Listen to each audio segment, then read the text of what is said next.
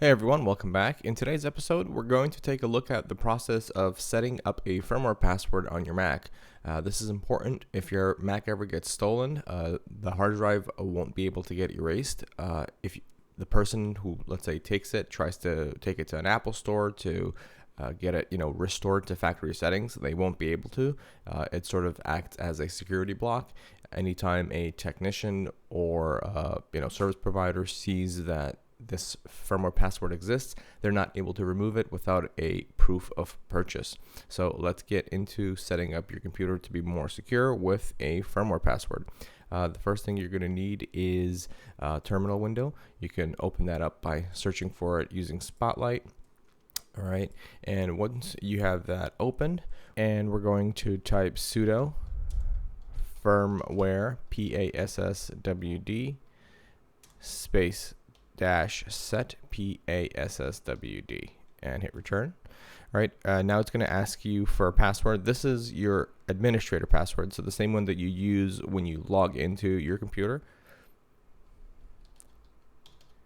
And hit return. All right, now you're setting a firmware password, okay? Okay, note that when you're typing, you're not going to see anything appearing on the screen. That's just a security feature. Once you have it typed in, press the return key again.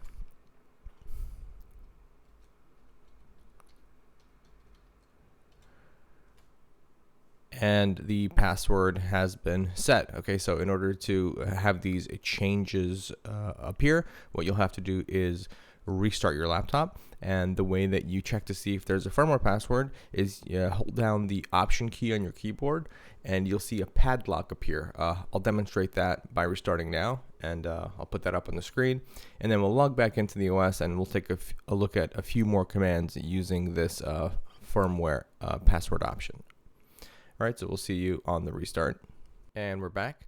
So up here on the screen, I've got a picture of what the firmware password lock actually looks like. So I basically restarted the computer, held down the Option key, and got this prompt here, at which point you just type in your password that you set and hit return, and it'll allow you to click on Macintosh HD to continue booting.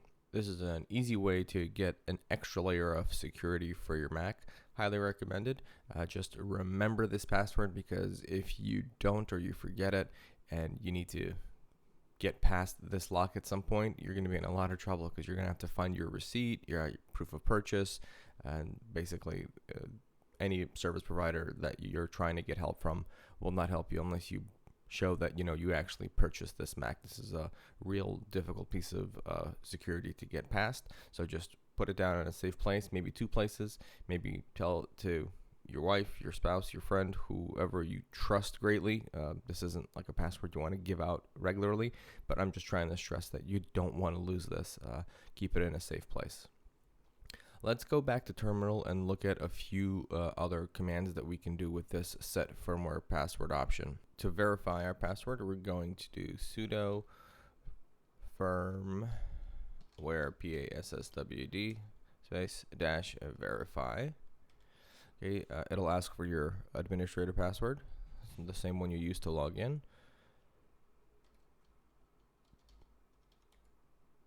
All right, and now we're verifying the password.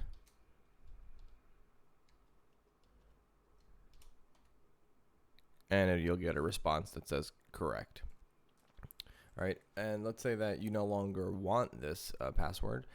We can also delete the password. So let's go to let's actually type sudo firmware password, and instead of giving an option at the end here, we're just going to hit return, and let's take a look at what other options we have with this sudo firmware password set. Okay, you can also delete. You can also check. Okay, now check will let you verify if there's a password set, period. Okay, you don't actually have to know it, and then you can delete it, and of course, like we discussed, we can also verify it. Okay, I have not looked into the unlock seed and the mode options, but you'll rarely need those, as I've never actually run into that, but it would be a good idea to read up on these and see what they do if you're interested. So that sums up the firmware password option. Thank you for watching, and we hope to see you next time.